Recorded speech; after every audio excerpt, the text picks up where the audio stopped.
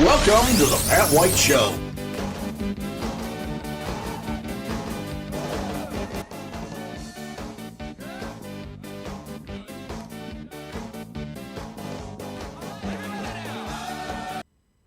I don't know how many of you follow the magazine U.S. News and World Report, but in this case, it probably is a good read because they have a new article out that says, love big city energy, but not the financial pressure that comes with it.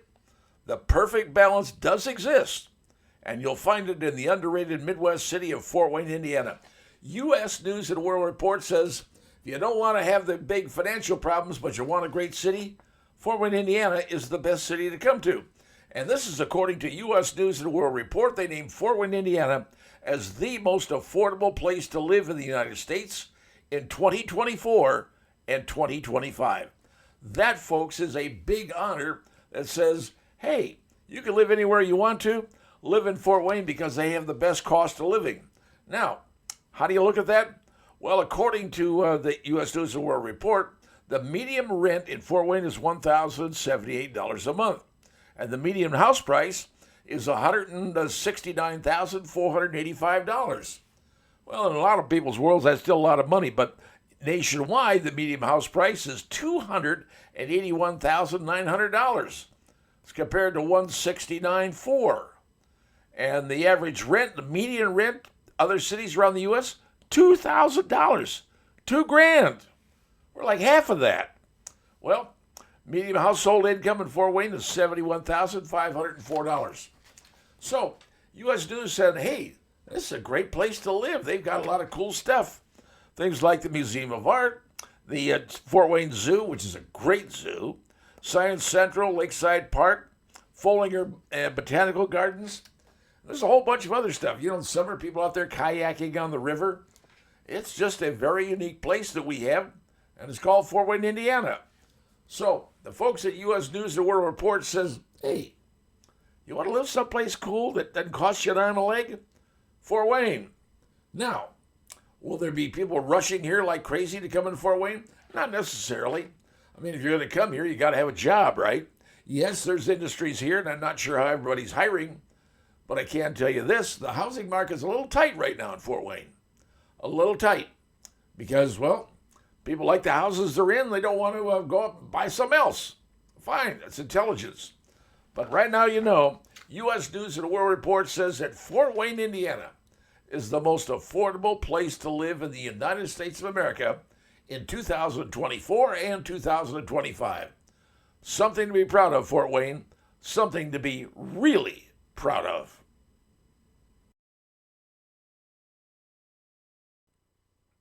Well, what do you say we start off with something actually kind of good news? And it just came out today, the Journal-Gazette, in a big story, headline, Bankruptcy Won't Reign on Fort Wayne's Parade Tradition as a Local Nonprofit Takes Over. Well, there's the story that apparently the General Mad Anthony organization is taking over the parade. And that's actually pretty cool because Fort Wayne's had a parade tradition for, well, many, many years.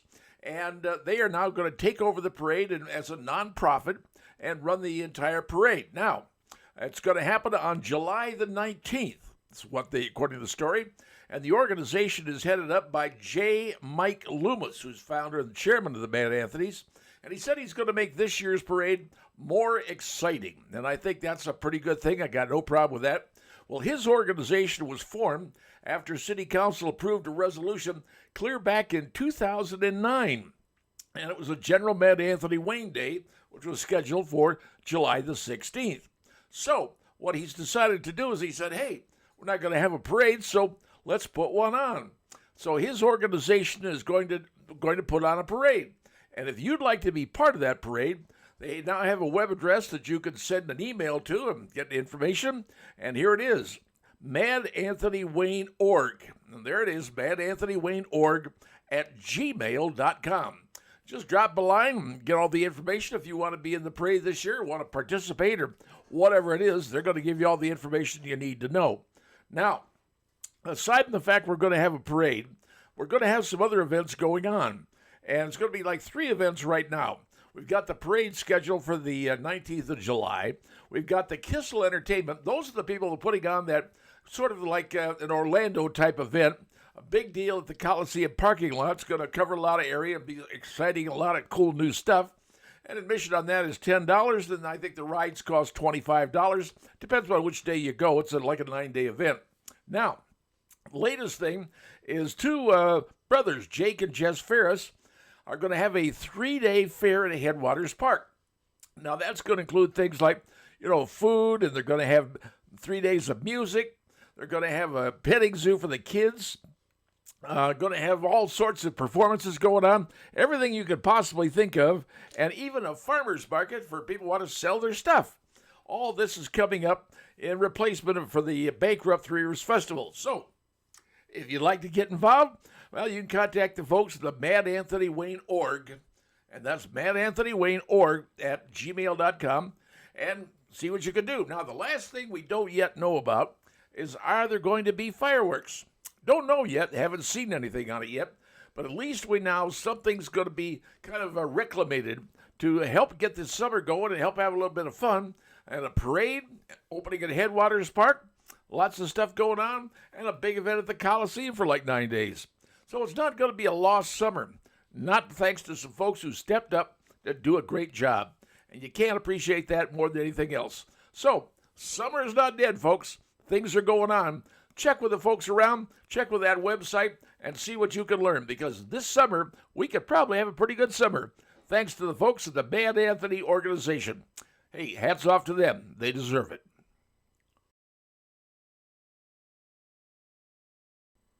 Well, if you haven't heard about it, you're going to hear about it. It's about the big asteroid out there in space. They say, well, it could hit the Earth. Now, right now, it's not a big thing. But I guarantee you, the closer we get to the year 2030, make it about 2032, so you're talking about 7 years from now, this space rock could, and I use the word could, impact the Earth. It's called the 2024 YR4. It's the name of a space rock. That's all it is. There's a picture of it. And they took it with a big light telescope, and they're saying, well, there it is. It's coming toward us. We got like a 3% chance it'll impact the Earth. Well, hey, 3% chance, that's like a 1/32nd full in your glass. I mean, that's nothing. Now, they're saying, well, there's a risk corridor. All right, you want to know where the risk corridor is? How about South America, Sub-Saharan Africa, Indian subcontinent, and Asia? Now, you look at it and say, well, what are cities in that area that could be hit with a space rock? Well, there's Bogota, Colombia. That would be in South America. Lagos, Nigeria. Khartoum in Indonesia. Mumbai in India. And Dhaka in Bangladesh. Those are some of the cities that it could impact. But they say this thing is no bigger than the 1908 Tunguska asteroid that hit the Earth. And by the way, we're still here. So for those who say, oh, it's the doom and gloom, it's the end of the world, we're all going to die, that ain't that. It's a rock. Now, I don't know how big the rock is, because obviously, when they got to see it with a super space telescope, and you can see it's just a little big giant dot out there. And they're saying, oh, look at this rock, it's going to come and it's going to hit the Earth. Well, it's got a chance to go out and hit the moon. If it hits the moon, it's going to put a nice little hole in the moon. It ain't going to be a big hole because the moon is full of little holes. Moon's been hit by everything. The funny thing about the Earth is we've got a gravitational force. And it makes things that come around us do some weird things. Could it push it away? Could it send it away? Or, if you want to have fun, maybe you're watching a movie, like a movie with, Bruce Willis, about sending out a spaceship to an asteroid and killing it. Well, okay, fine. You could do that. They could send up maybe some sort of space rocket. Musk could send up a space rocket with a big bomb in it, blow it up or whatever. But right now they're saying it's a 3% chance of hitting the Earth. And if it does, it ain't that big a deal. We've had craters, we've had asteroids hit us before. Most of them burn up in the atmosphere. Just so you understand what's going on. Do not, I repeat, do not let all the scare factor and the people out there say, oh my gosh, the world's going to end. It's nonsense. It's a little rock out there. And it's the well, I don't want to call it the third rock from the sun because that's what we are. So, Asteroid is out there. It's got a 3% chance of impacting the Earth. Beyond that, do not fret, do not worry. And besides that, it's not till 2032. What are you worrying about now? Doesn't mean anything. Just passing along my opinion, but I don't want to see anybody get themselves in a knot over this. It's not that big a deal, folks. If it was, hell, I'd be panicking. The year was 1985. It was February 3rd. It was cold. I remember that. Sitting in my home on my couch watching Indiana University basketball. Yes, the Indiana Hoosiers that year finished 21-8, but on that date they were playing the Purdue Boilermakers. And the coach was Bob Knight. The captain of the team was Steve Alford. And the Hoosiers, well, they were fighting to get into the NCAA playoffs. It was a tough game playing against the Purdue Boilermakers, and Coach Knight was becoming more riled by the moment. And then when he didn't like the way things were going, a foul was called. Technical, my memory serves me right. And he got upset and said, you know what?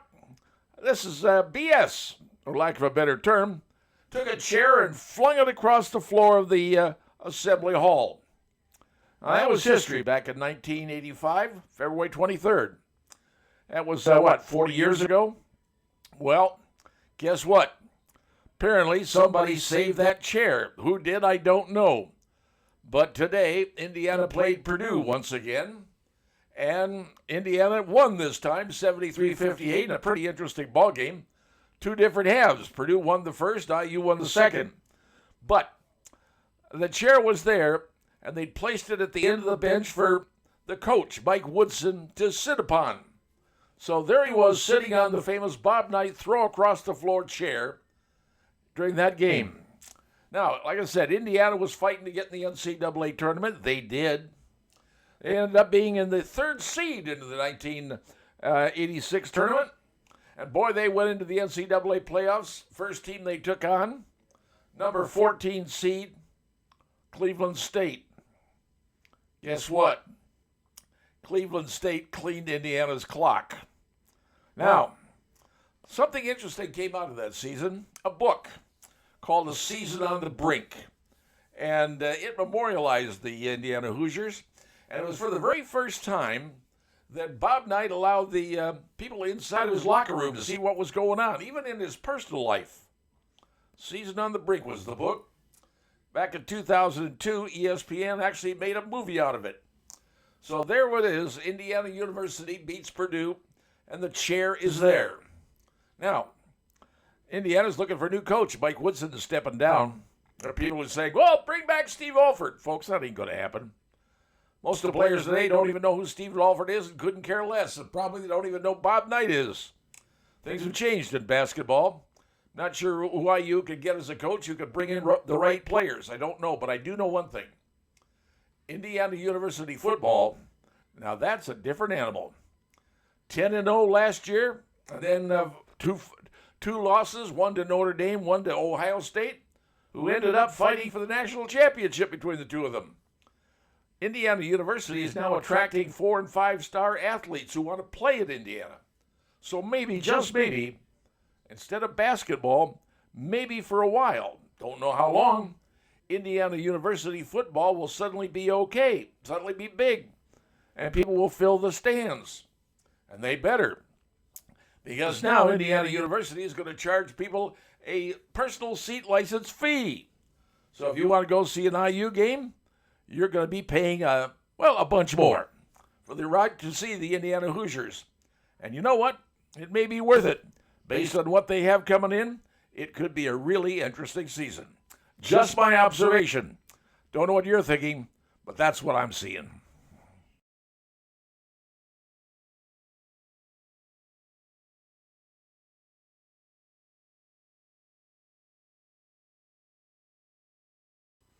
Well, in recent days, there's been a lot of discussion about the efforts being done by the Department of Government Efficiency, better known as DOGE, and what they're doing and the things that they have discovered. Well, here's one of the latest things they've discovered in Washington, D.C. Every Friday afternoon in Washington, D.C., there are 40 public golf courses. Now, D.C. golf courses, yeah, I'd understand that, but there's 40 public golf courses. Turns out that every Friday afternoon, those golf courses are completely full up with civil service employees. Yeah, that's what they discovered. Civil service employees on Friday afternoons are, well, heading out to the links. Now, did their boss give them the day off? Say, oh, it's Friday afternoon. Hey, go out there, play a little golf, have a little enjoyable time, meet with your buddies, drink a few, smoke cigars, whatever. Well, not really. Well, it turns out that back in around 2020, when we had the COVID mess, Washington, D.C. and said to their employees, hey, y'all go work from home. You know, we don't want you to contracting anything. We don't want you to give somebody something or get something, whatever. So they sent all the employees home, leaving all the buildings in Washington, D.C. empty. So, turns out that 5 years later, the COVID situation is gone. There's no more COVID anymore. Well, it exists, but there's no more epidemic. Nobody's wearing masks. Nobody's, staying 6 feet away from everybody. Donald Trump has said, hey, y'all, this thing's over. Come on back to the office. And if you don't come back to the office, consider yourself, well, unemployed. Well, Doge went out and started looking for waste, fraud, and abuse. And I would like to consider this particular one abuse.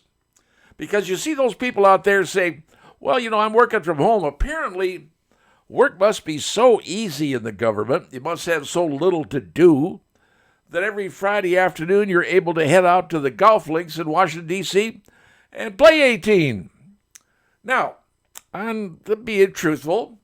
When I was younger, I was able to go out on Friday afternoons and play golf myself. But keep in mind something. I was a commissioned salesman. Now, what that means is if you don't work, you don't get paid. You've got to go out and sell clients and get those clients taken care of. And for every client you get taken care of, you get paid. And if you don't go out and work with clients, well, you don't see a dime. But I was confident enough in my abilities and what I had done to be able to say, Friday afternoons I'm going to take time off unless I wanted to play golf with a client. You see, that's some of the things that you do when you're in sales. But that was the rules I was living under. If I didn't work, I didn't get paid. But apparently, if you work for the civil service on a Friday afternoon, you're getting paid, whether you work or not. So the president says, hey, y'all, come back to work. And if you don't come back to work, find yourself unemployed. Well, take a look at this. The latest map for how many people's houses have gone up for sale in Washington, D.C. since the word came out. Either come back to work or consider yourself unemployed. Just something to think about, folks, because there might be some dandy buys on houses in Washington, D.C. Just take a look for yourself. Yep, I think people are beginning to figure out they don't want to work, they're fired. It's just the way life is, folks, and that's why we hired the president we have.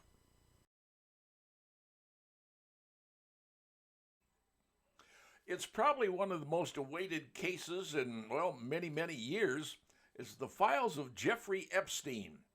Pam Bondi, our new Attorney General, has vowed that she is going to release some of those files. Now, she didn't say the entire rack of files because apparently it's pretty lengthy, but she said the big thing concerning there is she has to protect the rights and privacy of the victims.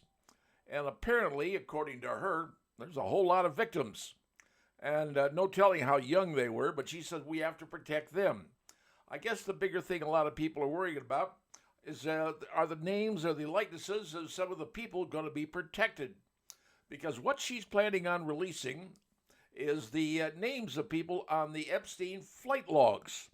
Now, these are a lot of people that flew on Epstein's jet, and I can tell you there's a lot of people on there that are probably innocent of doing anything. They just got a chance to fly on his jet with other people, and they may not be implicated in anything.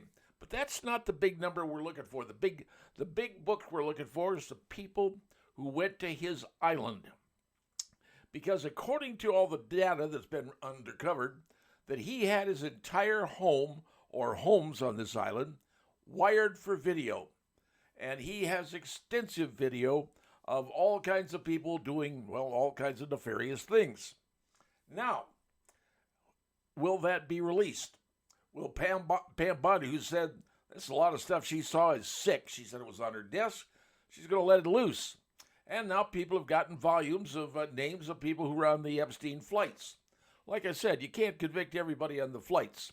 But if we release the names of people that attended his home on his private island, for those kind of sojourns, I believe those people should be charged and tried, and if convicted, serve time. And if people get away with this and nobody gets charged with anything, then there's a problem, folks. Then I think you and me and a whole lot of other people are going to say something here isn't right. And I think that's correct. Now, Epstein's girlfriend is in prison, and she's not saying nothing to nobody. But she's got a little black book herself. Would this make her possibly start talking? I don't know. But here's some of the people on there. There's one name in particular that comes to mind. Bill Gates, head of Microsoft. He was on Epstein's plane many times, and he ended up getting divorced. I believe his wife filed for divorce against him. Bill Gates said he regretted the time that he spent with Jeffrey Epstein, and I'm beginning to wonder, maybe the wife knew more than, well, most of us know, and she decided that she could no longer be married to him because of apparently what he may have done, working with Jeffrey Epstein. I don't know. That's pretty much guessing on my behalf. But we're going to find out, hopefully very soon, names. But will we see the videos, or will we see the names of the people in the videos? And will they be charged? Will they be prosecuted? That, folks, is the big question that exists today. Let's see what happens with all this. Let's see if there are charges placed against people who are involved. And let's see if justice has a way of, well, doing justice. Pam Bondi's in there now. Let's see how strong she is. This case will be very telling. Just to see how strong our Attorney General actually is. We await what's coming, and it should be very, very soon. All right, what I'm about to say to you, some would say, well, this has got to be a conspiracy theory on his part. I don't think so. And let me explain why, and you may say, well, may have a point there. I'm beginning to wonder, and I'm beginning to think that maybe the thought of New Haven getting a casino was nothing more than a pawn in a game being played. What was that pawn? Pawn was to move the casino from southern Indiana, the Rising Sun Casino, to a new location. Now, as you know, in New Haven, they're willing to say, well, we got a great location. We're going to put up $500 million. $500 million to build up a nice new place in New Haven. But no representative, no senator, congressman, or whatever from the state of Indiana would back it. Nobody locally would, except Andy Zabe Huntington. He put it in, sent it out to the committee. The committee chair says, nope, we're not going to hear it. End of the story, right? No, wasn't the end of the story.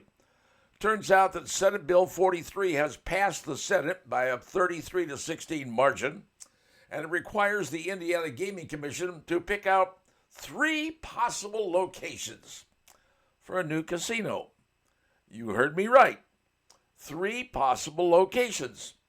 Now, New Haven's been tried, right? But boy, nobody in New Haven wants it. Representatives don't.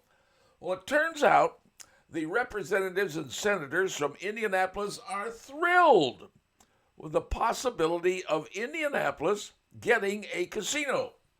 Now, wait a minute. You're going to say, didn't they try that? Yeah, they did. Back in a number of years ago, I think it was back in around 2017, I think it was, back in 2015, Full House wanted to move their casino from down south to the old Indy airport terminal. That did not work.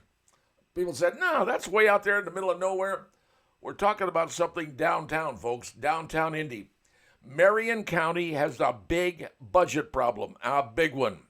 They need an influx of revenue because people are moving out of Marion County to the surrounding counties. They're doing it. It's happening everywhere. So, how are they going to get more money coming in? Putting a casino downtown. We already know what a casino could generate for a city, a county, municipality. school system, you name it. A big casino, and one in Indianapolis. We already know the folks down there at Rising Sun are willing to pony up $500 million. So let me give you an idea where they could locate in downtown Indy. Circle Center Mall. It's a great idea when it started. A mall downtown, huge parking facility. People go down there, but it got overrun with problems. Businesses said, hey, people don't want to go downtown to shop. And frankly, malls are dying anyway. And then a bunch of kids came in, took that place over, created a big problem for the police officers. People stopped shopping there. So Circle Center Mall is kind of turning into an empty facility. But what if it was replaced with a big-time $500 million casino? Downtown Indy, Lucas Oil, AAA Stadium, big gymnasiums, men's and women's basketball, Caitlin Clark for crying out loud. All the stuff that's down there. And Marion County needs money in the worst possible way. So, could one of those three areas be the Indianapolis downtown? My feeling is maybe, just maybe. And when you realize it, well, people here in New Haven area, they wanted it, but nobody wanted it.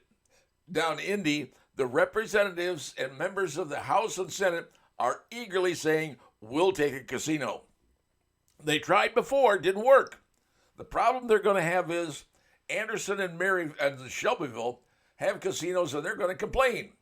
They're going to have to be satisfied somehow, given something. I don't know what it is. But right now, we know that the Indiana Gaming Commission has been sent a rule, a law, if you will, that has to go over to the House now to be approved. If the House approves it, governor signs it, Indiana Gaming Commission will determine the three locations. And I'm willing to bet that one of those three locations is downtown Indianapolis, probably in the Circle Center Mall. Just by guessing, and maybe this was a ruse the entire time, to find out how much Rising Sun was willing to pony up and where might be the best place to put it. And the best place may end up being downtown Indianapolis. Just saying, that's my theory. If you've been following the news recently, you've heard about many counties in the state of Illinois deciding we don't want to be part of Illinois anymore. We want to be part of Indiana. And you may have heard about counties in Oregon on the west side who don't want to be a part of Oregon anymore. They want to be part of Idaho. Well, why are states doing this, or why are counties doing this? Well, simply put, we have become a polarized nation in a lot of ways, especially politically. In states like Oregon, which is a heavily, blue state on the edge, on the west side, which would be the coastline, if you will, very heavily blue on the coastline area. But when you get to the east side, they align very much with Idaho. The same sort of thing is kind of happening in Illinois involving Indiana. There's like 33 counties in the state of Illinois that are saying, hey, we want to join up with Indiana. And there's some more counties on the west side of Illinois that are saying, hey, we want to join up with Iowa. Now, why is that? Well, because they don't feel that they're being represented and taken care of. In Illinois, it's a heavily Democrat state, and I mean heavily Democrat. And to be honest with you, in order for something like this to happen, both states would have to agree, the governor of the states would have to agree, and then it has to go to Congress, and a majority vote of Congress would have to be done, and I'm telling you, a majority vote would have to be done to allow the counties to annex themselves from one state to another. And folks, well, that's like trying to fish with no hook, because you're not going to catch anything. Nothing's going to happen. Now, it sounds good, it looks good, and it gets a little media coverage, but overall, that's not going to happen. And here you have to understand, maybe the people in Illinois, the party folks, the Democrat Party in Illinois, will say, hey, gee whiz, we're not pleasing some folks down in the east side of our state. Well, they can say that, but they don't have to mean it, because they've got control of the state. And they're going to determine everything that happens with the people who live within their boundaries.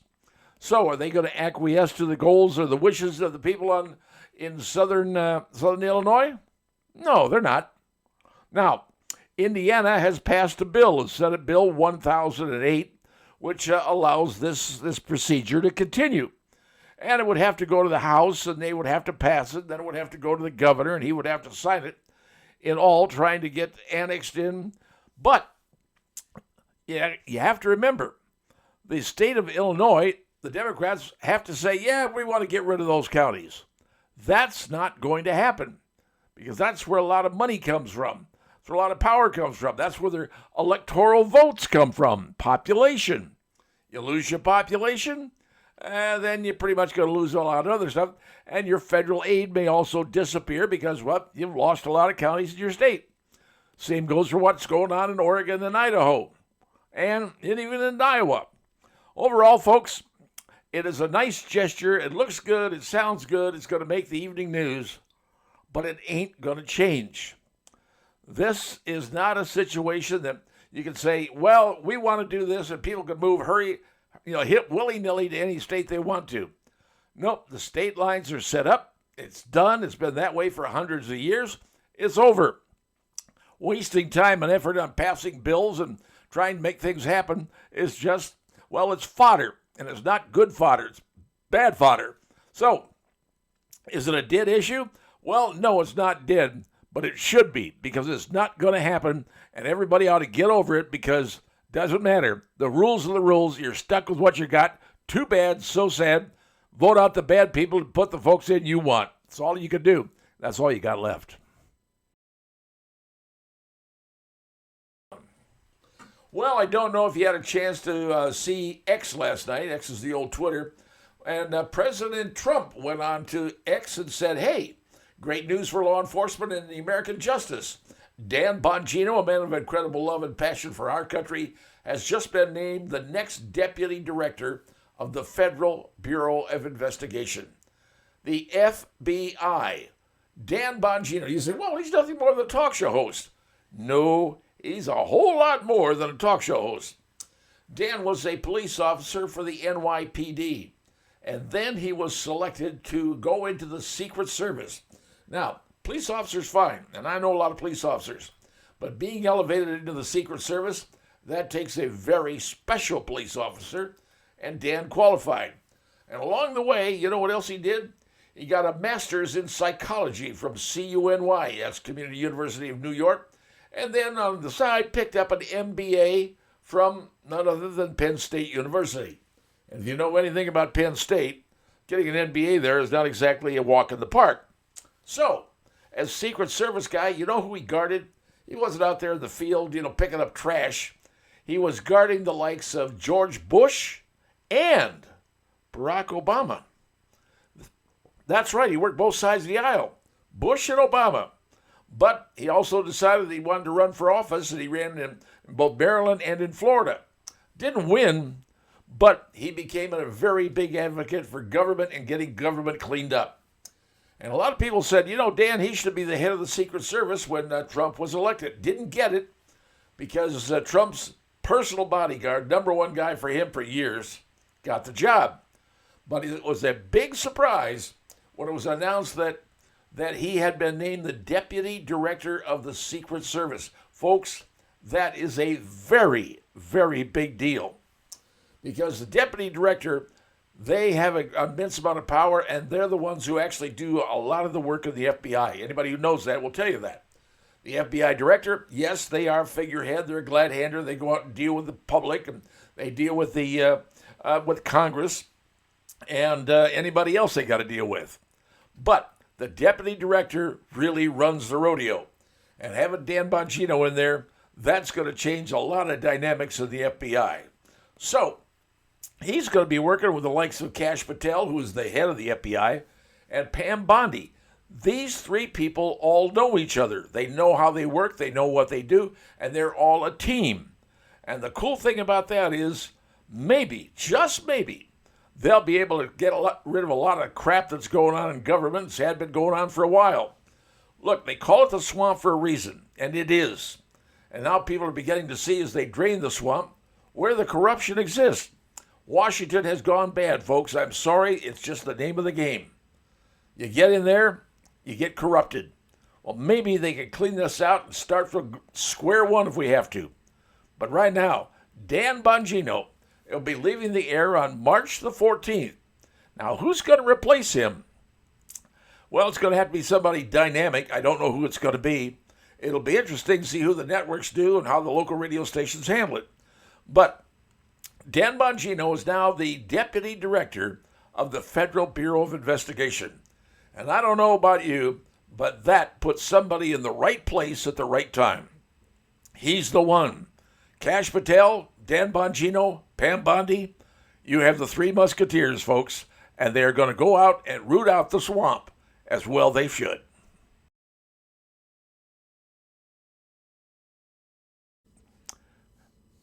If you'll allow me a moment to give you a little bit of background on where I came from as far as journalism goes, I went to the same journalism school as a fellow by the name of Sam Donaldson, who was on ABC News for many years, retired in 2009. Sam and I both went through the same department. He was about 10 years ahead of me, but I've been at journalism school. So I kind of look at anything journalism with a bit of a jaundiced eye, if you will. Well, here's the deal. Jake Tapper is coming out with a new book. It's co-written with a guy by the name of Alex Thompson from Axios. And this new book is due out in May. And it has to do with the Joe Biden's decline, his cognitive dissonance that came out. And it says the title of the book is Biden's Decline, Cover-Up, and His Disastrous Choice to Run Again. Now, here's where I'm having an issue. Back when Jake Donaldson, when Jake Tapper first came into being, I saw him on ABC News, and I thought, man, this guy's pretty good. I was very impressed with his work. It was very sound. It was very logical. And then one day he decided to leave ABC and then go to CNN. And I thought, why is he going to CNN? Well, apparently it's because he had a particular bent, and his bent apparently was to the left. Well, anyway, Jake Tapper has unfortunately put himself on record with the internet, because anything you say or do is on the internet and it lasts forever. And talking about this new book, saying he's done all this research and stuff about Biden's cognitive decline, his dementia, if you will, and this book he's writing and he wants you to buy. Well, here's the thing that irritates me. I watched Jake Tapper on CNN multiple times with multiple people who were bringing up the same problem that they saw in Joe Biden, and Jake Tapper vociferously defended that Biden. He said, "Oh, he's fine. He's everything is okay. He's wonderful, and you don't have a medical degree. You can't discuss any of that stuff." And he did it repeatedly, and more than once. And now he's coming out saying, "Oh, I've been studying this the whole time," and he's got a book coming out on this. I'm wondering who's zooming who, folks, because this is not right. This is someone who made a habit of backing and covering up for Joe Biden what was going on, and yet all of these people knew what was going on because there's evidence to indicate that they did. And yet publicly on the media and on television and in interviews, he chided anybody that said anything about Biden's condition, accused them of not having medical degrees and going after. And in fact, he had a boyhood stutter. That was his problem. And this is what Jake Tapper said and did. And now he's trying to foist a book on you saying, "Oh, I've been working on this and the decline of Biden and the cover-up." The cover-up was you. The cover-up was the media. The cover-up was, well, frankly, people I used to admire. And now you almost are ashamed that you went to journalism school to see the kind of stuff coming out of the so-called Fifth Estate. It's bothersome, folks. And frankly, I don't plan to buy the book. If you do, that's your call. It's your money. You can spend it any way you want. But for someone who openly came out and said, Biden is perfect and wonderful, and now coming out with a book that said, it was all a coup and a cover-up, and he was really had a problem, they knew it all along. And yet now he's trying to tell you, we didn't know anything. Folks, sorry. Can't live with that. That's shameful. That's disgraceful. And I'm sorry to say he's disgracing the journalistic attitudes, the journalistic training that we've all had. Just my opinion. And take it any way you want. But I am very disgusted with Jake Tapper because you knew what was going on and you covered it up. And now you want to sell a book saying, oh, it was all a cover up? About you. That's the problem I'm having, and that's where I stand.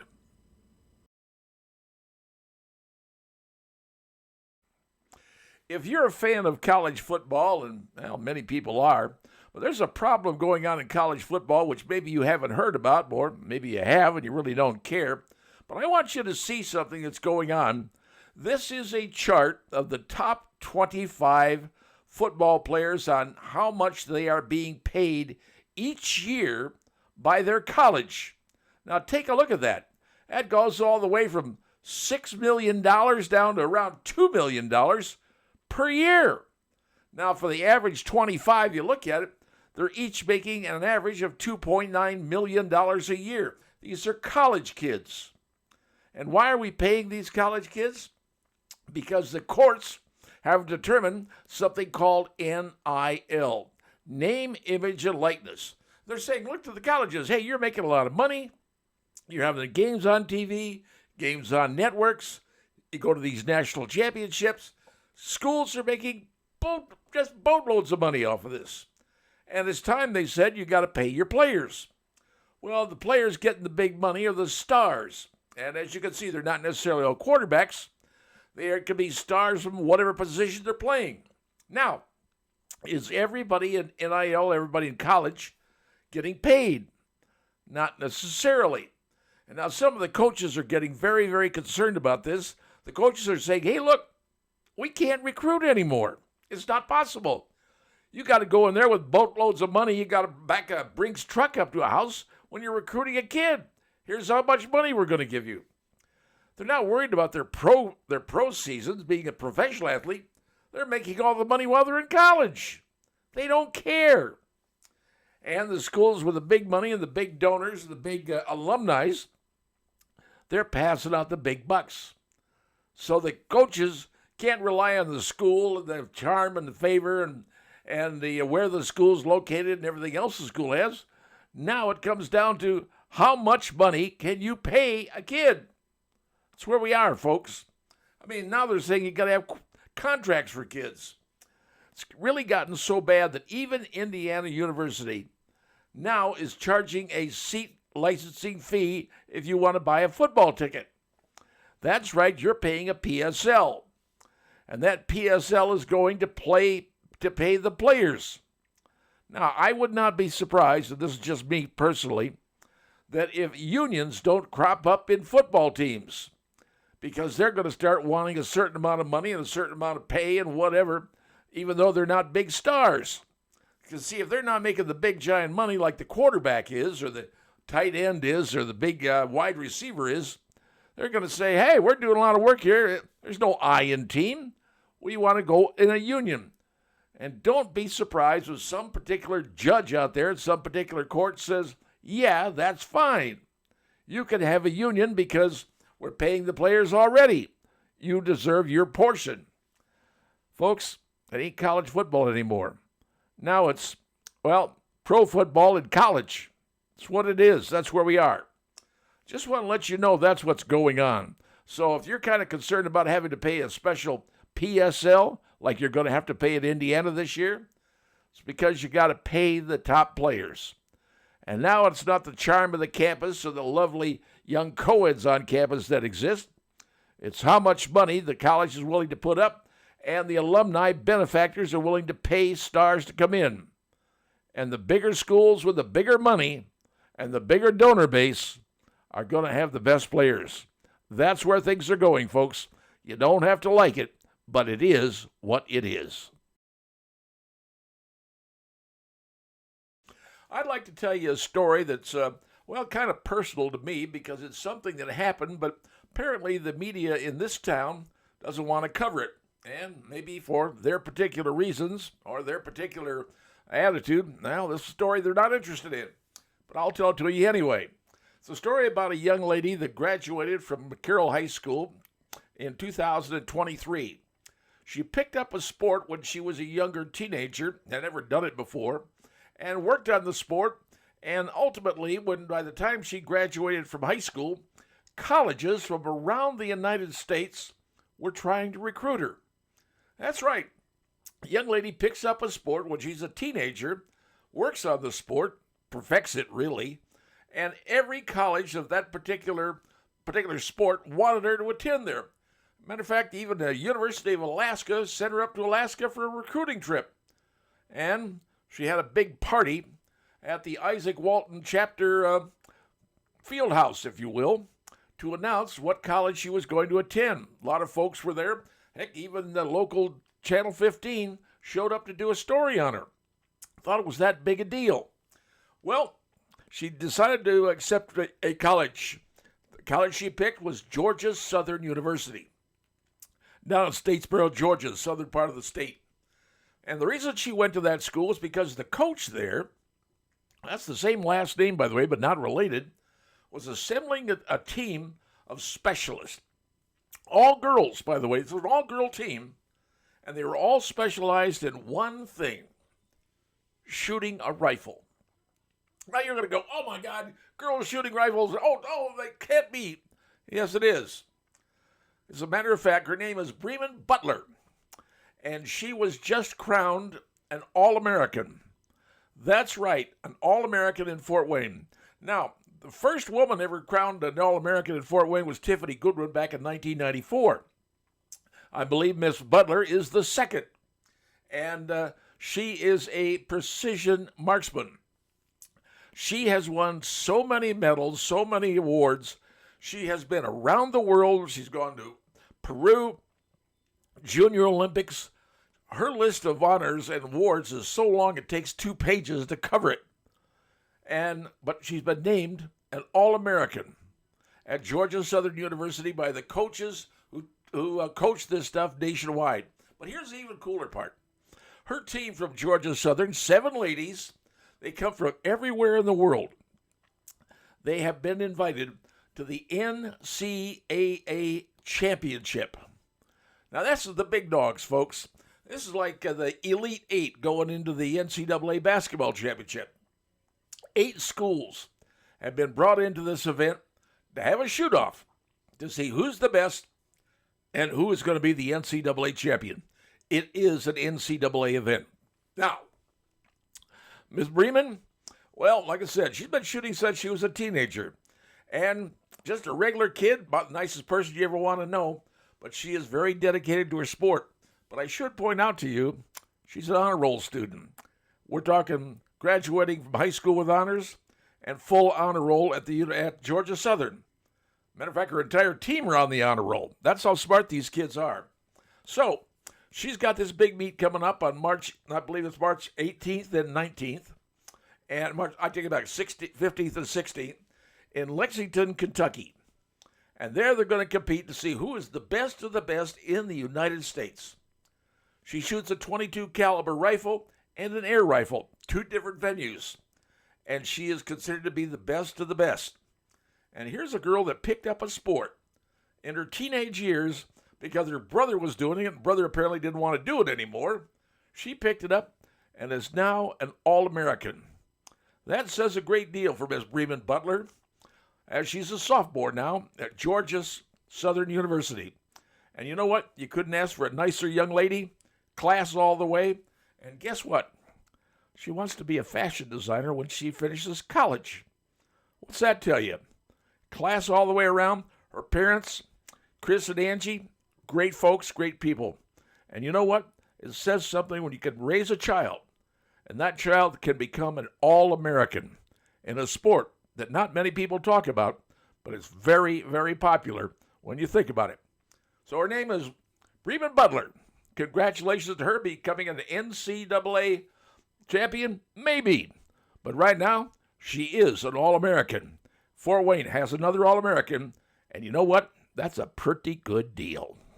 Happy